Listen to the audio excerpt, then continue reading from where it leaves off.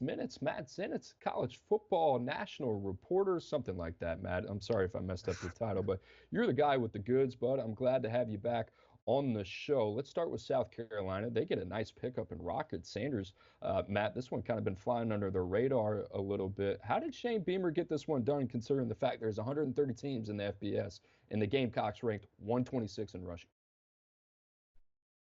Well, I actually managed to add a couple running backs in the last couple of days. So they lose Mario Anderson to the portal last week and have now upgraded the position with combination of a talented under the radar running back from North Texas who ran for something like 800 yards this season. And then obviously big one with Rocket Sanders, who they zeroed in on right away when it became clear that Rocket was going into the portal. There was a pre-existing relationship there for Rocket with Dow Loggins, the offensive coordinator at South Carolina, who was on staff at Arkansas previously.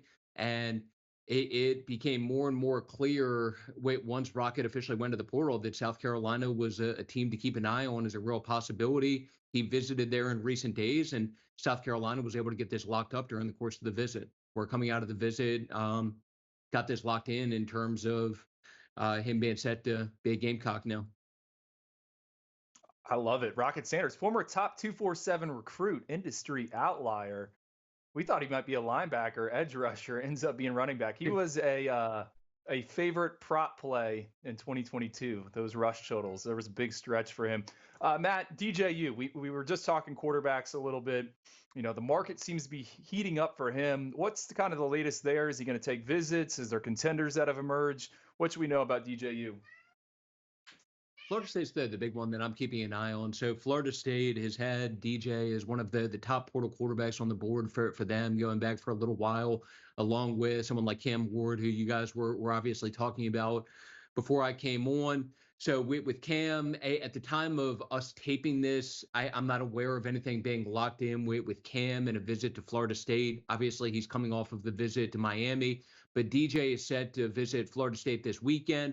They think highly of him. There were a couple other schools that when he first went to the portal were possibilities and places of interest to go along with Florida State. Two of those, Mississippi State and Louisville, have since found other portal quarterbacks. So Florida State's the one remaining that is still there from that initial list. And it'll be an interesting weekend coming out of that visit just to see just where things stand coming out of that. Travis Etienne, ton of smoke out there that he could potentially end up at Georgia. Obviously, I'm talking about the former Florida running back. What do we need to know here? Is it a possibility he's going to be suiting up for the Gators rival here in 2024? And we're very much on the same page. So I think it's safe to say at this point, while there isn't anything definitive, have not heard of final official decision, that Georgia is trending here, and Georgia seems to be the clear favorite at this point for Trevor, even though when you accomplish what he's accomplished the last couple of years at Florida, there are going to be a number of different schools that have interest and that pursue. Georgia has been the main one continuing to come up on my end as the place to keep an eye on. Matt, a little bit of a surprise yesterday. Cayden Green, Oyster Boys true freshman All-American team for us, and a guy that was really highly regarded, stepped in against the game against Texas and really never gave up his spot, play guard last year at Oklahoma. He has decided to hit the transfer portal as well. This one kind of came as a little bit of a surprise. What can you tell us about Cayden Green and how he got to the portal? Well, first of all, one of the interesting things with the portal, so this year especially, you've seen a number of talented quarterbacks go in.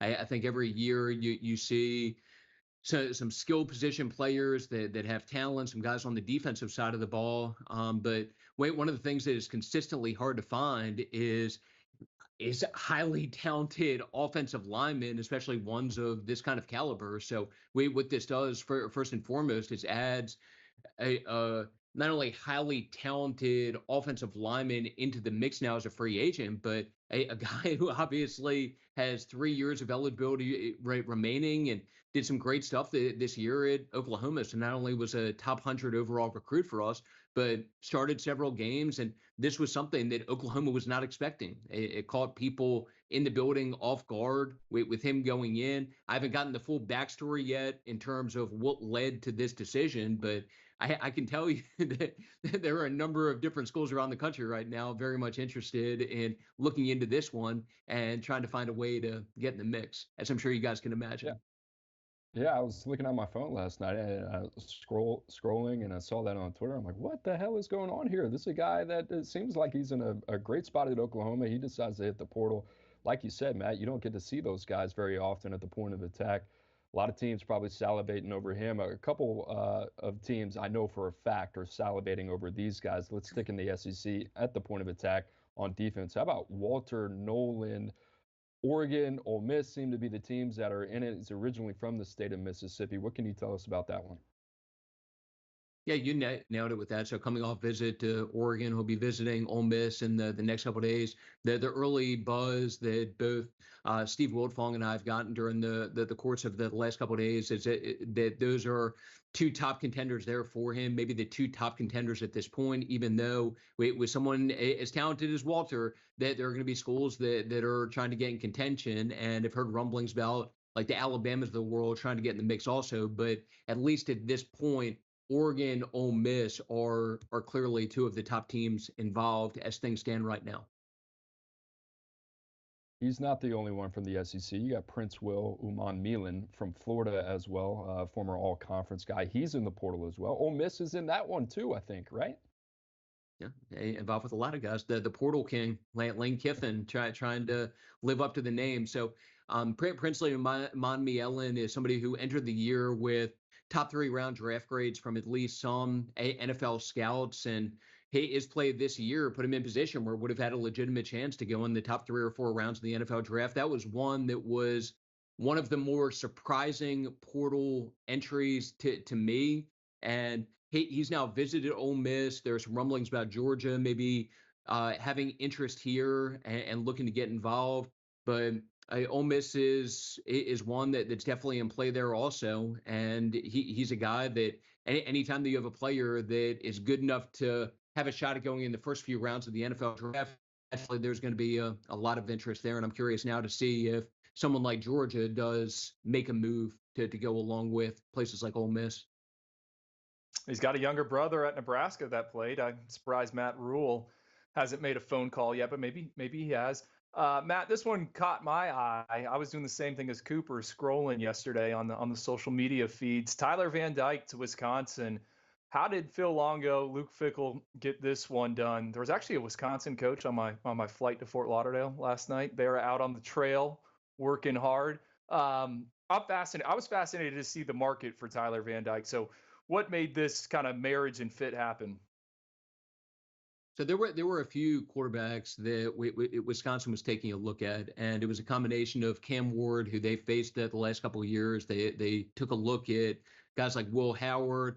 DeQuan Finn from Toledo was in for a visit in the last couple of days. DeQuan was MAC Player of the Year this year at Toledo. And then Tyler Van Dyke had also taken a visit in recent days, actually right before DeQuan Finn came in. He had gotten interest from some other places, including even the Marylands of the world and some places along those lines. But this was something where coming out of the visit, both sides felt good about it. And it gives Tyler an opportunity now, after a couple up and down years at Miami, to get a fresh start. And Wisconsin definitely optimistic about what he can bring to the table. Matt Zenitz, we appreciate you as always. You look good, man. A week removed from transfer portal, a little sunlight, a little vitamin D. You look great, brother. Appreciate you jumping on.